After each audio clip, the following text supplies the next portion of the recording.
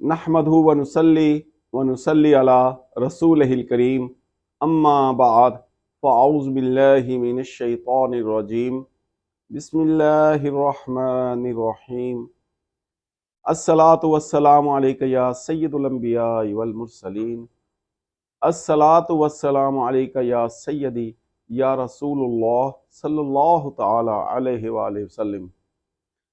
प्यारे भाई और बहनों, अल्लाह रब्बुल इज़्ज़त को अपने प्यारे महबूब हुजूर नबी करीम सल्लल्लाहु ताला अलैहि वसल्लम की इज़्ज़त और अदब कितना अजीज और कितना मुहतरम है, आपको इस गुफ्तगू में इसका अंदाज़ा किसी न किसी हद तक हो जाएगा। और वैसे तो हम में से किसी को भी, खा वो वक्त का बड़े से बड़ा वली भी क्यों ना हो, वो भी आपके अदब का क्या मकाम है उस तक पहुंच ही नहीं सकता।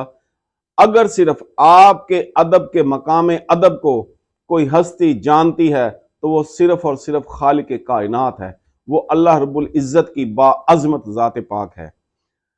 हुआ कुछ यूं कि हज़रत जिब्राईल अलैहिस्सलाम फरमाते हैं कि मैं जब आसमानों से ज़मीन की तरफ आता था या ज़मीन से आसमानों की तरफ सफ़र करता था तो मैंने कोहकाफ के इलाके में एक फरिश्ते को देखा। उस फरिश्ते को एक तख्त अता किया हुआ था अल्लाह ताला ने, वो उस पे बैठा हुआ करता था और उसके इर्द गिर्द हजारों फरिश्ते मौजूद होते थे। उस फरिश्ते को अल्लाह ताला ने जो फजीलत अता की थी वो ये थी कि वो फरिश्ता एक सांस लेता था तो अल्लाह ताला उसके बदले में मजीद एक फरिश्ते को पैदा फरमा देते थे। ये उस फरिश्ते की फजीलत थी जो अल्लाह रब्बुल इज़्ज़त ने उसे अता फरमाई हुई थी। फिर मैंने कुछ अरसा बाद देखा, जब मेरा वहां से गुजर हुआ तो उस फरिश्ते के पास ना तो वो तख्त था, ना ही दीगर फरिश्ते उसके इर्द गिर्द मौजूद थे। वो अकेला परेशान हाल मुझे नजर आया और उस फरिश्ते के पर भी कटे हुए थे। तो जब मैंने उससे पूछा कि तुम्हारे साथ ये क्या मामला हुआ, तुम्हें तो अल्लाह रब्बुल इज़्ज़त ने बड़ी फजीलत अता की हुई थी, आज तुम किस हाल में हो और इसकी वजह क्या है? तो उस फरिश्ते ने मुझे बताया कि ए जिब्राइल, मुझसे एक बहुत बड़ी गलती हो गई और मैं चाहता हूं कि किसी तरीके से आप अल्लाह ताला से मेरी इस गलती की मुआफ़ी की दरख्वास्त कीजिए और अल्लाह रब्बुल इज़्ज़त मुझे ये गलती मुआफ़ फरमा दे और मेरी साबका फजीलत मुझे वापस लौटा दे। तो हज़रत जिब्राइल अलैहिस्सलाम ने उससे फिर सवाल किया कि आप मुझे अपनी पूरी तफसील बताइए, पूरा वाकया बताइए कि आपसे ये फजीलत क्यों छीन ली गई। तो उसने, फरिश्ते ने बताया कि जब नबी करीम अलैहिस्सलातु वस्सलाम को अल्लाह ताला ने मेराज शरीफ पे बुलाया, अर्श पाक पे बुलवाया, जब वो आप महवे परवाज थे आसमानों की जानिब, तो मेरे इलाके से के करीब से आपका गुजर हुआ था और मुझसे ये गलती हुई कि मैं आपके अदब व एहतराम में खड़ा ना हो सका, जिसकी पादाश में अल्लाह ताला ने मुझसे अपनी अता की हुई तमाम नेमतें और तमाम फजीलत छीन ली। लिहाजा उसकी ये गुफ्तगू सुनकर हजरत जिब्राईल अलैहिस्सलाम अल्लाह जल्ले शानहू की बारगाह इलाही में हाजिर हुए और अर्ज की कि या बारी ताला, मैं आपसे उस फलां फरिश्ते के लिए दरख्वास्त करता हूं कि आप उसकी लग़्ज़िश को मुआफ़ फरमाइए और उसे उसकी फजीलतें वापस कर दीजिए।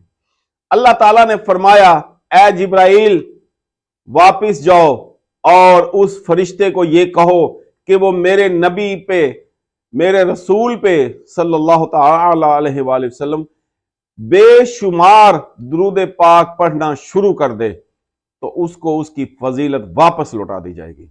लिहाजा हजरत जिब्राईल अलैहिस्सलाम ने अल्लाह ताला का पैगाम उस फरिश्ते को दिया और उसने ऐसा ही किया और कुछ अरसा बाद उसको उसकी वो तमाम खसाइस और फजाइल वापस लौटा दिए गए।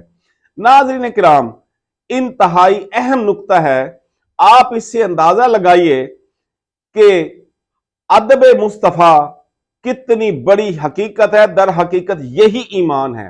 اگر کوئی شخص صبح و شام نمازیں پڑھے، عبادات کرے، ساری ساری رات اللہ کے حضور سجدہ ریز ہو، اور اس سے کہیں خدا نہ خواستہ کوئی ایسی لغزش ہو جائے جو بے ادبی کے زمرے میں آتی ہو، تو وہ یقین جانے، وہ اس بات پہ کامل یقین کر لے کہ اس کا ٹھکانہ جہنمیوں میں ہوگا۔ اب یہ تو اس تصویر کا ایک رخ تھا۔ اب دوسرے رخ پہ روشنی ڈالتے ہیں۔ اسی طرح کا ایک واقعہ آپ کو اور بتاتا ہوں کہ ادب کرنے سے کیا مقام ملتا ہے، ادب کرنے سے اللہ تعالیٰ کتنا خوش ہوتے ہیں۔ یاد رکھیے، اللہ تعالیٰ کا کوئی ہمسر و ثانی نہیں ہے، وہ خالق ہے، اور تمام انبیاء کرام اور رسولان عظام اس کی مخلوق ہیں، اور خالق اور مخلوق کبھی ایک جیسے نہیں ہو سکتے۔ رب خالق ہے اور تمام انبیاء کرام رسولان عظام اس کی مخلوق ہے، لہٰذا یہاں کسی بھی طرح سے کوئی شرک کا پہلو نمایاں نہیں ہوتا۔ ہوا یوں کہ ایک مرتبہ حضرت باجزید بسطامی رحم اللہ تعالی رات کے وقت اپنے گھر کی چھت پہ تشریف لے گئے۔ جب وہ چھت پر گئے تو انہوں نے دیکھا تمام لوگ سوئے ہوئے ہیں۔ جب ان کے دل میں ان سوئے ہوئے لوگوں کو دیکھ کر یہ خیال پیدا ہوا کہ کیوں نہ میں اپنے اللہ کے حضور یہ درخواست کروں کہ اللہ تو میرے ساتھ ان لوگوں کو بھی یہ توفیق عطا فرما کہ وہ رات کے پہر میں اٹھ کر تیری عظمت والی بارگاہ میں سجدہ ریز ہوں، تیرے لیے قیام کریں، تیری عبادت کریں۔